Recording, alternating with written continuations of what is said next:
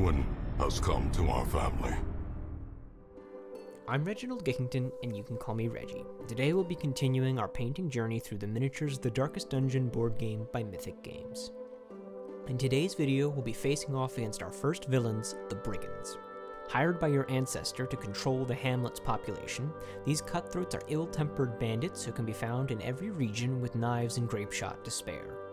I'll be showing you how to paint the Brigand Cutthroat and Brigand Fusilier, leaving the largest among them, the Brigand Bloodletter, for our next video. Additionally, because of how similar the Brigand Raider and Brigand Hunter are, I'll also be providing a brief tutorial at the end for each of them, showing what parts differ from their lower-level counterparts. As always, with so few tutorials out there, this is a learning experience for me as much as it is for you all, and I can only hope while I paint each miniature that they turn out half as good as the masterful artwork from the game. To start, I've primed all of these miniatures in black, as is standard for this project. The Brigands have a very similar color palette across each of their forms, so you'll see a lot of repeated colors throughout.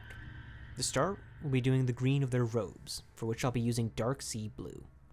Now, as the name may imply, this is not exactly a green color, but it gives a fantastic, deep, rich green that oozes a sense of darkness, from which we'll be able to highlight it up to a more forest green color later.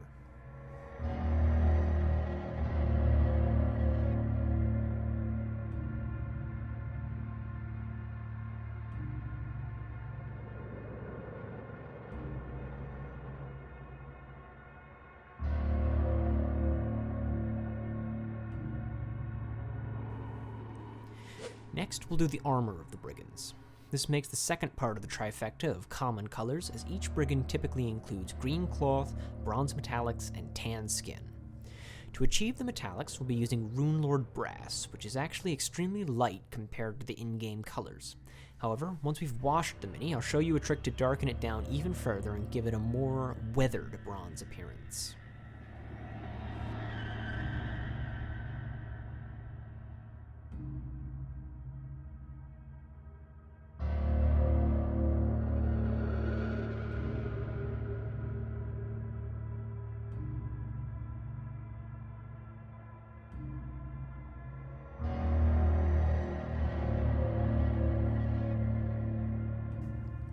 The next step will be Necromancer Cloak, a gray off-black that we'll be applying to the Cutthroat's boots and to wrap around his neck to make the base of a black leather color.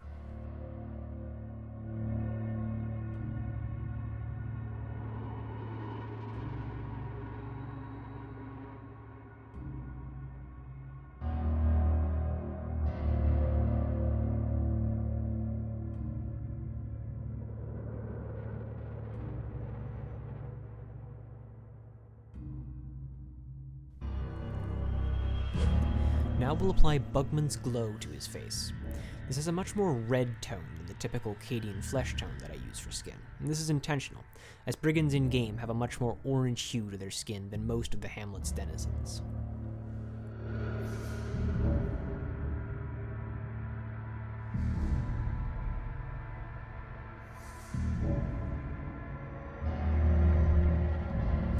With that out of the way, we'll be applying Mechanicus Standard Gray to the gloves, trying not to spill over onto the sleeves or breastplate.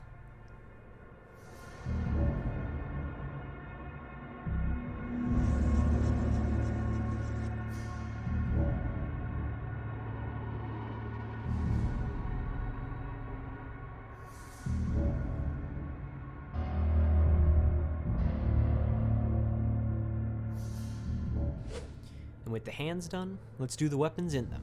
For the short swords, we'll be using Leadbelcher all over, as we've done a few times in the past now. I'm generally hit or miss when it comes to Citadel paints, but I have to say that I've never been disappointed by a pot of Leadbelcher, and I paint Necrons, so Lord knows I've gone through a few of them. Probably one of my favorites from their entire range, to be honest.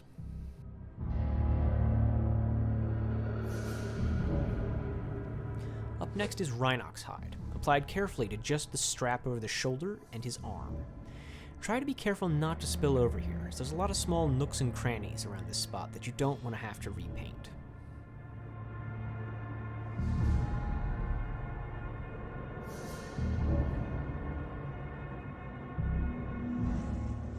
And now we bring out our liquid talent and wash the miniature.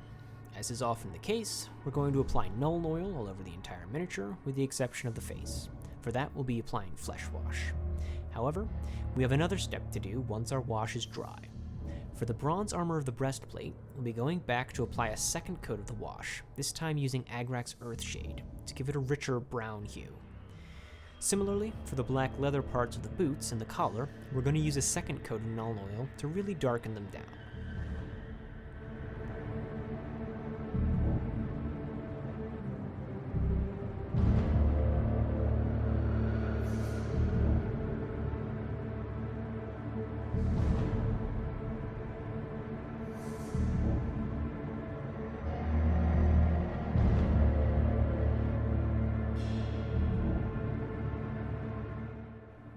The next few steps will be the green cloth. This is the same recipe I used to do any green cloth for the Fusilier, Raider, Hunter, etc.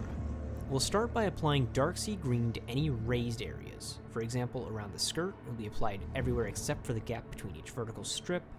On the sleeves, it will be applied generally to the upwards facing areas. And on the hood, around the brim and the top ridge. We're then going to go back and apply dark green over top, targeting with more precision. For the skirt, it'll be quick horizontal lines across the raised area, ideally not covering the entire thing. The Darkest Dungeon art style actually lends well to visible brush strokes in instances like these. On the hood and sleeves, we'll be applying an edge highlight of dark green, but a thick one, as we'll be applying an even thinner edge highlight later, and we want this one to remain visible afterwards.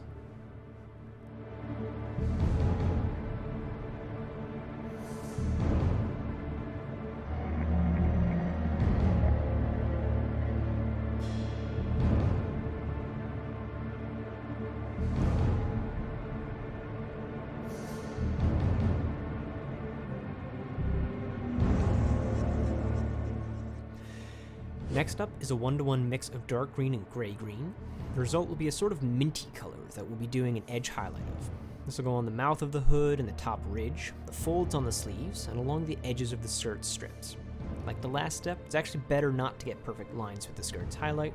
A rough and somewhat crude edge highlight sells both the cartoonish appearance as well as the irregularity of the material. These progressively lightening greens give the cloth sections the appearance of being much brighter than the initial dark blue we used to start painting them.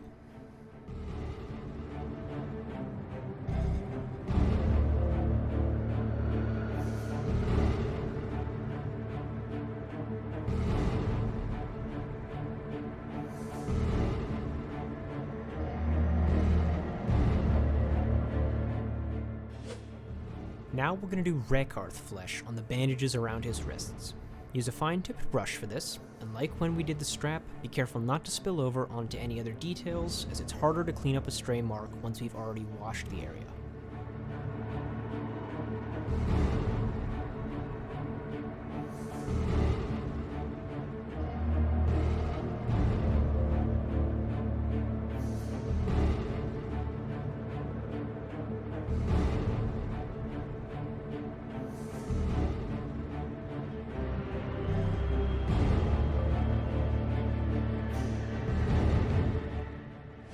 We'll then apply Agrac's Earthshade to these bandages to give them a more worn appearance, remaining just along the center of the cloth.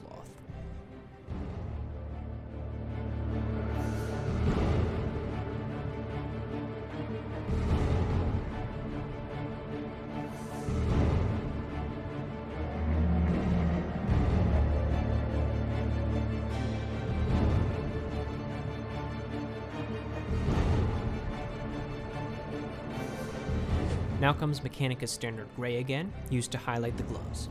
You want to avoid where any of the sharp corners meet, or where the wash is settled. For the parts around the wrists, think of this almost like a very large edge highlight.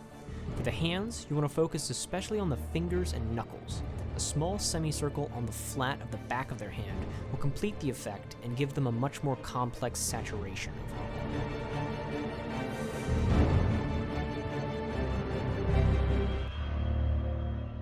For our next step, we'll be doing the buckle on the shoulder strap, first in Runelord Brass, then washing with Agrac's Earthshade. You'll want to do the same for the buttons on his collar, though I've already done so at this point.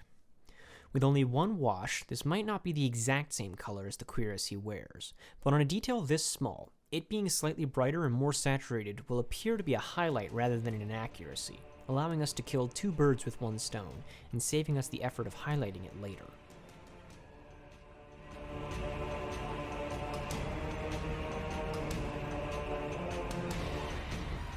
The last step is to highlight his nose, as it's the only part of his face that sticks out of his hood enough to qualify for one.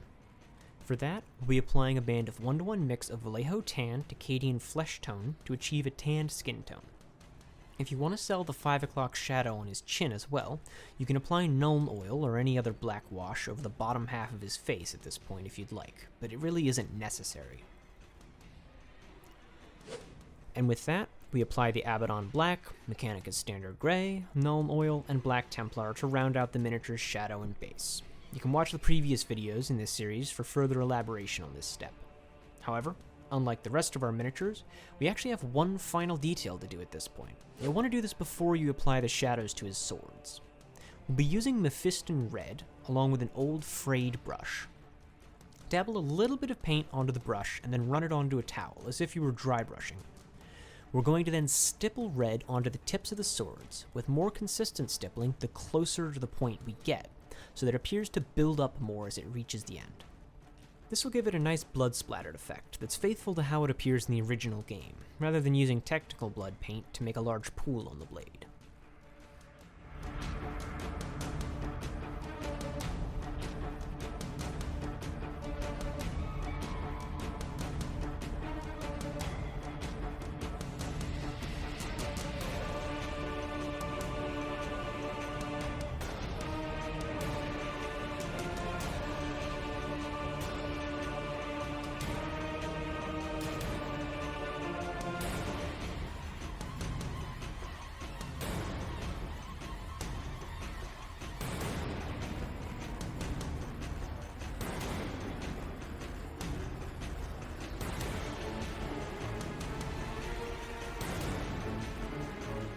With the Cutthroat done, next comes the Fusilier, a deceptively simple enemy who spends most of his turns hitting your entire party with a small amount of damage and a minor debuff.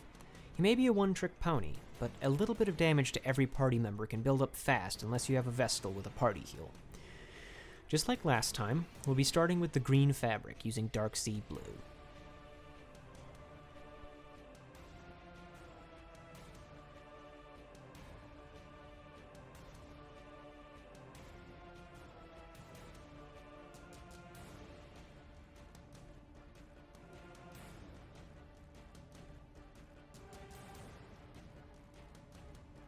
Next will be Rhinox Hide, applied to the shirt, boots, and pouch on his belt, which I can only assume carries the ammunition for his blunderbuss.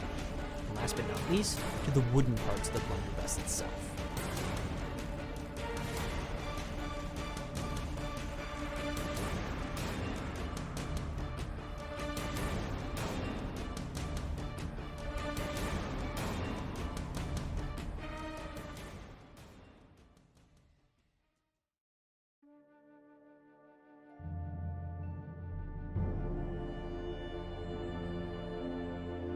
And now, we'll be using Steel Legion Drab applied to the pants, to the gloves, and up the arms and sleeves. The arms have a striped pattern on them, but you can ignore that for now and paint them entirely with Steel Legion. We'll be handling the stripes later.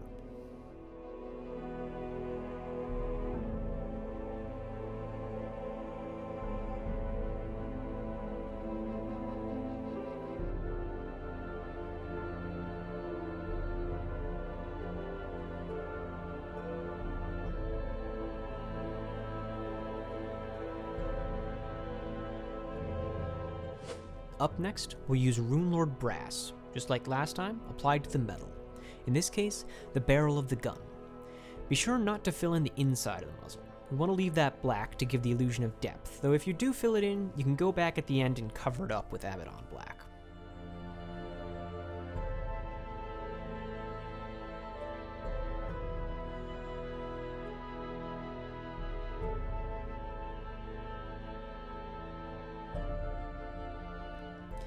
Next, we'll use Lead Belcher on the shoulder pads and the matchlock of the weapon.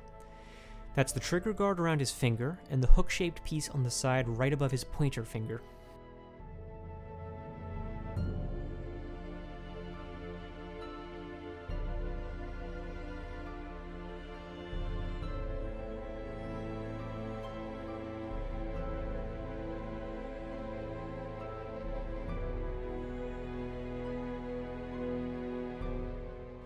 To do the sleeves, we'll be applying Vallejo tan onto the stripes, running down the length of each arm. You may remember from the cutthroat that this is a rather bright ruddy color, but once it's been washed down, it'll look more like a rusty brown like it does in the game.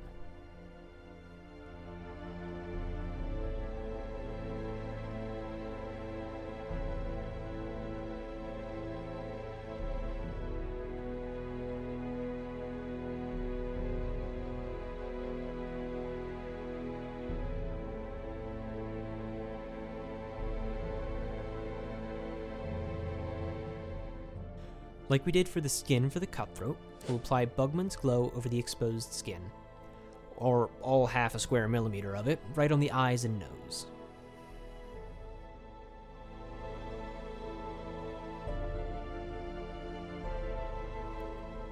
We're going to quickly run Rakarth flesh down the rope around his belt, tied to his ammo pouch. This is a good spot to use that horizontal brush technique I mentioned last episode, where we skim the brush along the surface in parallel rather than try to press the tip of the brush onto the detail.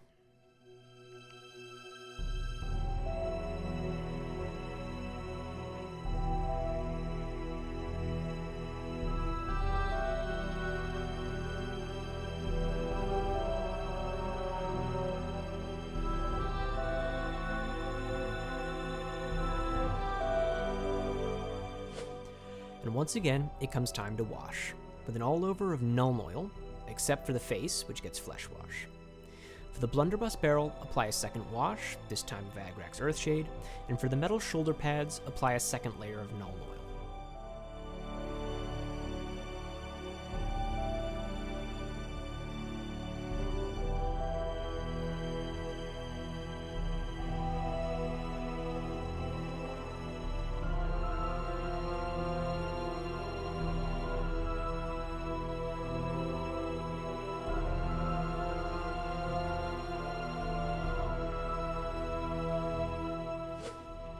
We'll be returning some color to the beige cloth of his pants, gloves, and sleeves by using Steel Legion Drab once again, this time avoiding any recesses and hitting only the larger flat planes. As you can see, the tan of the sleeves has really come out quite close to the original, but the beige is too dark, so we're taking this opportunity to give it some more warmth.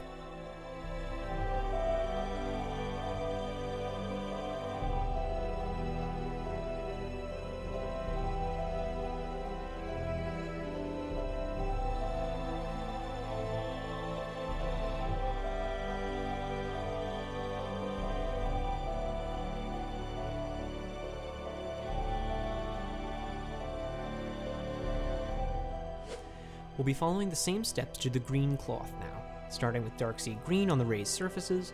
There are a lot of wrinkles in the hood that lend themselves well to highlighting at this stage, along with on the belt.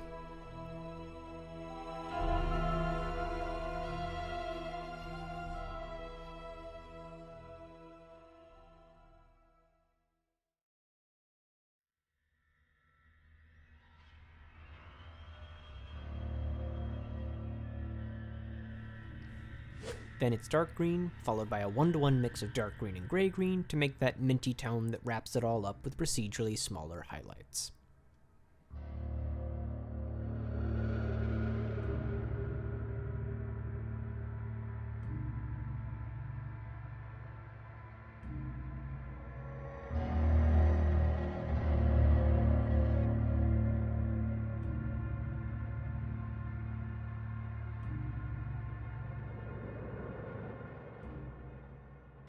Now comes that 1-to-1 mix of Cadian flesh tone and tan that we used last time, for the same purpose this time, a highlight over his nose.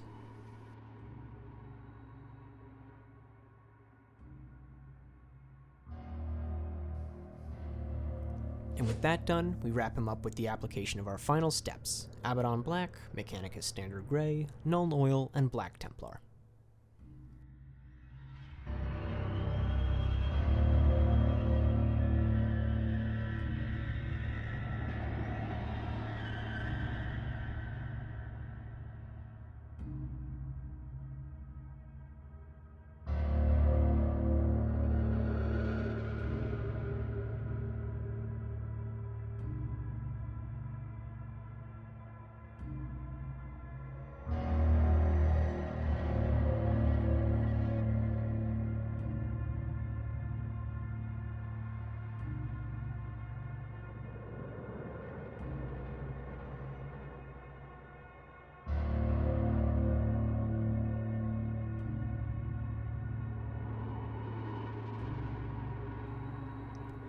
That rounds out the cutthroat and the fusilier, but as you all well know, these brigands have some big brothers who look very similar, but with some added canine flair. The brigand raider and the brigand hunter both have wolf pelts and extra armor to distinguish them from the cutthroat and fusilier, and I'll be showing you very quickly how to accomplish these steps.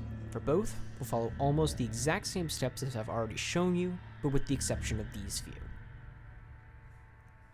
For the raider, we'll want to apply lead belcher to the shoulder pads and face mask, like so. We'll also be using Ulthuan Grey all over the fur collar around his neck, which can be a very chalky color, but it's a nice off-white with a cool tone to it that goes nicely with the dark greens of the neighboring cloth and what will become the darker iron of the shoulder pads.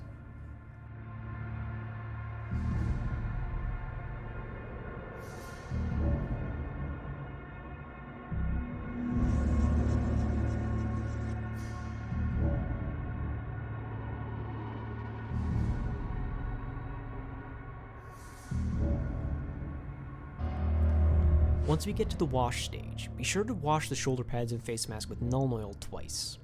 For the fur collar, just a single coat will do. Optionally, you can dry brush a coat of Ulthuan Grey onto the fur collar once the wash is dried. However, I've found that the fur texture already naturally creates the effect of light highlights, simply by virtue of its irregular and spiky shape that prevents the wash from settling on the tips of the fur.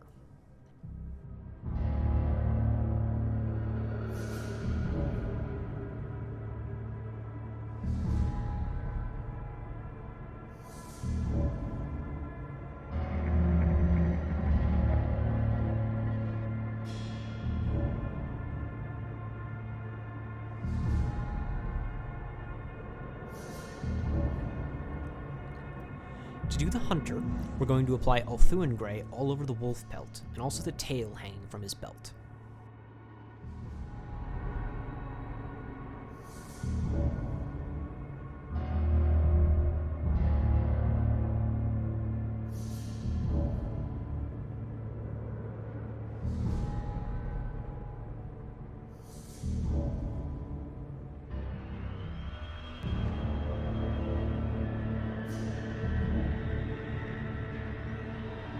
Now this is a small and easy to miss detail, but the wolf's teeth are up next, for which we're going to apply Rakarth flesh for a nice rotten bone white color. This is a small detail, but no less important than any other. Details like these are what sell a model as believable, and really carry it across the finish line.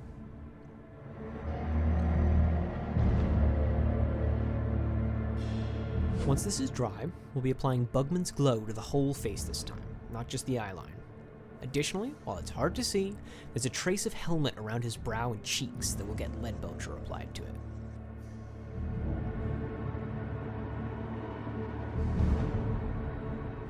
Washes are done as normal, Nuln Oil all over except the face, which gets flesh wash, before a second coat of Nuln Oil on the shoulder pads and a coat of Agrax Earthshade on the gun barrel. While the helmet is technically the same iron material as the shoulder pads, the area is too small to wash twice without overpowering and turning black, so we're going to leave it with a single coat.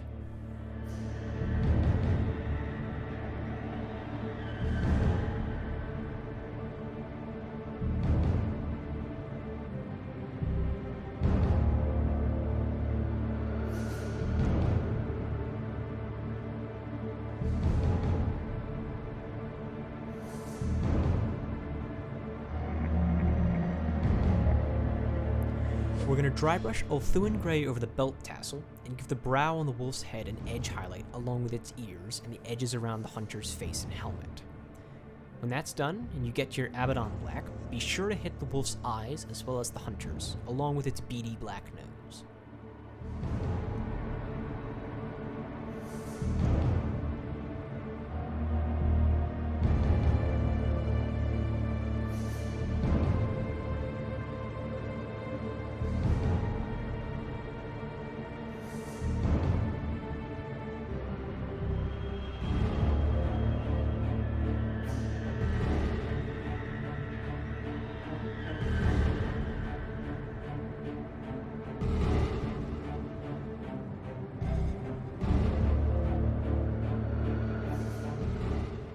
And there you have it, the basic brigands of your ancestors' estate.